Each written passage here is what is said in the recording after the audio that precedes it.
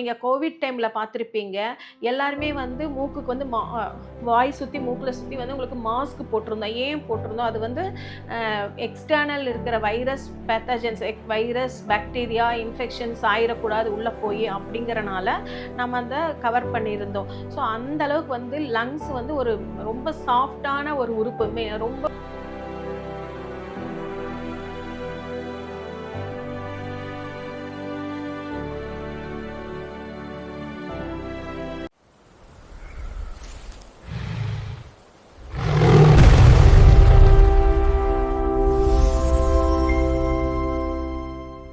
Hello viewers, welcome to கர்ஜினை TV. இன்றைக்கி நம்ம சேனலில் டிசிஎம் ட்ரெடிஷ்னல் சைனீஸ் மெடிசன் அதில் நம்ம லங்ஸோட ஃபங்க்ஷன்ஸை பற்றி பார்க்கலாம். இங்கே கலாவதி மேம் இருக்காங்க. அவங்க கிட்ட கேட்டு டீப்பாக தெரிஞ்சுக்கலாம் வாங்க. வணக்கம். கர்ஜினி டிவி நேயர்கள் அனைவருக்கும் வணக்கம். இப்போது காற்றினிலே வரும் கீதம் நம்ம ஒரு பாட்டு கேட்குறோம் இல்லைங்களா? அந்த மாதிரி காற்றிலிருந்து வரக்கூடிய ஆக்சிஜன் தான் நம்ம மூக்கு மூலமா நம்ம லங்ஸுக்கு போகுது. ஒரு மனுஷன் வந்து பிறக்கும்போது மூச்சு இழுக்கிறோம். அதே மாதிரி சாகிற வரைக்கும் அந்த மூச்சு இருந்தால் தான் உயிர் வாழ்கிறோம் அப்படிங்கிறதுக்கு அர்த்தம். ஒரு மனுஷனுக்கு வந்து மூச்சு நம்ம இதயத்தை பற்றி அதிகமாக யோசிக்கிறோம். இதயம் நல்லா இருக்கணும், ஹார்ட் எப்படி மெயின்டைன் பண்ணணும், அதுக்கான வேலைகள் என்னன்னு யோசிக்கிறோம். ஆனால் இதயம் கூட ஒரு 2-3 நிமிஷத்துக்கு வந்து நீங்கள் வந்து காற்று இல்லாமல் அது இருக்கும். ஆனால் லங்ஸு வந்து காற்று இல்லாமல் அது தன்னோட வேலையை செய்யாது. ஏன்னா லங்ஸு கண்டினியூஸாக வந்து நீங்கள் காற்றை வந்து உள்ளே இழுத்து, மூக்கு வழியாக உள்ளே இழுத்து, அது நம்ம நுரையீரலுக்குள்ளே போயிட்டு இதயத்துக்கு அனுப்பிச்சுட்டு அங்கேருந்து பியூரிஃபை பம்பிங் பண்ணி நம்ம கிட்னி வரைக்கும் அதோட வேலை வந்து நடந்துக்கிட்டே இருக்கணும் தொடர்ச்சியாக. இதயம் கூட சடனாக ஒரு இதில் வந்து ஸ்டக் ஆகி நிற்கும்போது அதை தட்டி விட்டு நம்ம இது ஆக்டிவேட் பண்ணுவோம். ஆனால் லங்ஸை வந்து மூச்சு காற்று இல்லைன்னா நம்ம ஒன்றுமே பண்ண முடியாது. அப்படிப்பட்ட லங்ஸும் பற்றி நம்ம யாருமே அவ்வளோவா யோசிக்கிறதே இல்லை. லங்ஸை வந்து நம்ம எவ்வளோ தூரம் நம்ம ஹெல்த்தியாக வச்சுக்கணும், அதுக்கான வேலைகளை நம்ம எப்படி பண்ணணும் அப்படிங்கிறத பற்றி நம்ம யாரும் சிந்திக்கலை. கண்டிப்பாக லங்ஸு வந்து இந்த கிளைமேட்டுக்கு நிறையா வைரஸ்னாலையும் பாக்டீரியானாலையும் இன்ஃபெக்ஷன்ஸ்னால பூஞ்சை தொற்றுகள்னால அதிகமாக லங்ஸில் காற்று மூலிமா மூச்சு காற்று உள்ளே போகும்போது லங்ஸு பாதிக்கும். அதே மாதிரி இப்போது நம்ம வந்து இப்போ நீங்கள் கோவிட் டைமில் பார்த்துருப்பீங்க.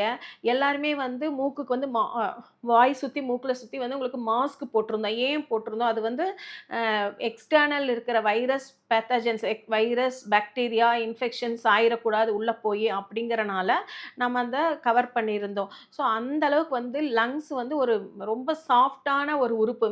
ரொம்ப அது ஒரு மென்மையான உறுப்புன்னு சொல்லுவோம். அந்த அளவுக்கு அது ஒரு அது லங்ஸ் மென்மையான உறுப்பும் கூட. அது ஒரு வெண்மையான அதோட நிறம் பார்த்தீங்கன்னா வெண்மைன்னு தான் டிசிஎம் அக்குபஞ்சரில் சொல்கிறோம்.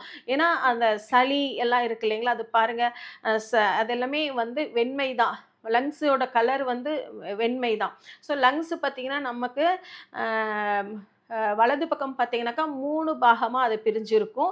இடது பக்கம் பார்த்தீங்கன்னா 2 பாகமாக சின்னதாக அது பிரிஞ்சிருக்கும். ஏன்னா இடது பக்கத்தில் வந்து ஹார்ட் இருக்கிறனால அது 2 பாகமாக அது பிரிஞ்சிருக்கும். இப்போது நீங்கள் வந்து இப்போ ஒரு லங்ஸில் ஏதோ ஒரு மூக்கடைப்பு வருது, ஒரு ஜலதோஷம் வருது, இருமல் வருது, அந்த மாதிரி லங்ஸு சம்மந்தமாக மூச்சு விட முடியல, மனசு அப்படி டைட்டாக இருக்குது அப்படின்னா ஸ்பைரோமெட்ரி அப்படிங்கிற ஒரு டெஸ்ட் எடுப்போம். அந்த டெஸ்ட்டில் வந்து லங்ஸ் வந்து எப்படி வேலை பண்ணுது, நல்லா உள்ளுக்குள்ளே அதோட ஒர்க்கு நல்லா நடக்குதா, அது ஹெல்த்தியாக இருக்கா அப்படிங்கிறது நம்ம ஹைட்டு வச்சு, நமக்கு என்ன ஹைட்டோ அதை பொறுத்து லங்ஸோட நீளமும் அதை பேஸ் பண்ணி தான் இருக்கும். ஸோ அந்த லங்ஸுக்கு நம்ம ஒரு ஸ்பைரோமெட்ரி டெஸ்ட் எடுக்க போகிறோம்னா ஃபஸ்ட் நம்ம ஹைட் மெஷர் பண்ணுவாங்க.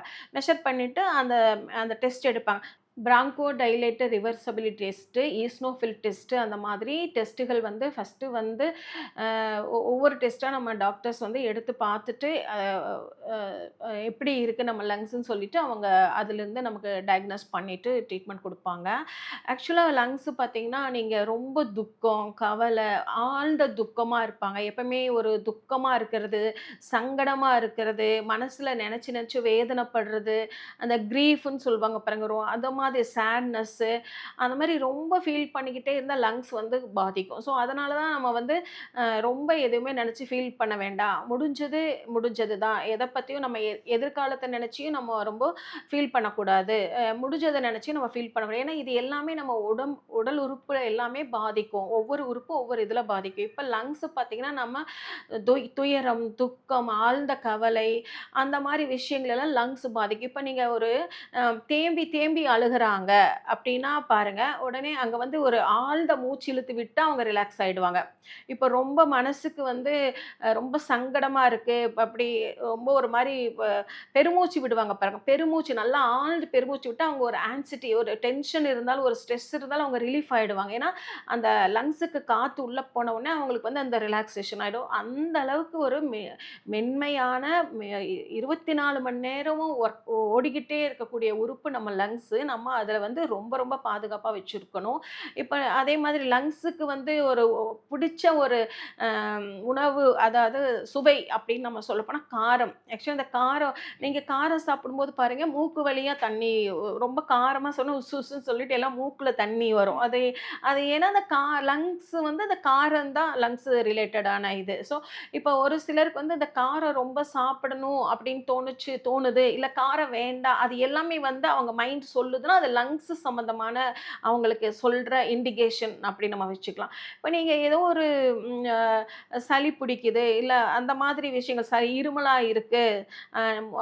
இத நெஞ்சுக்கிட்ட அடைக்கிற மாரி இருக்கு. மூச்சு விட முடியல. அப்படின்னெல்லாம் பிரச்சனை இருந்தாலே நம்ம என்ன பண்றோம், அ குருமிளகு, சுக்கு அந்த மாதிரி காரமான திப்பிலி, இந்த மாரி காரமான உணவு வகைகள தான் நம்ம குடுக்குறோம். அப்படி குடுக்கும்போது அது அது வந்து அது அது அங்க ஆன்டிபயோட்டிக் மாரி அது ஒரு வேலை செய்யும். மஞ்சள் எல்லாம் கலந்த ஒரு பால் குடுக்குறோம்.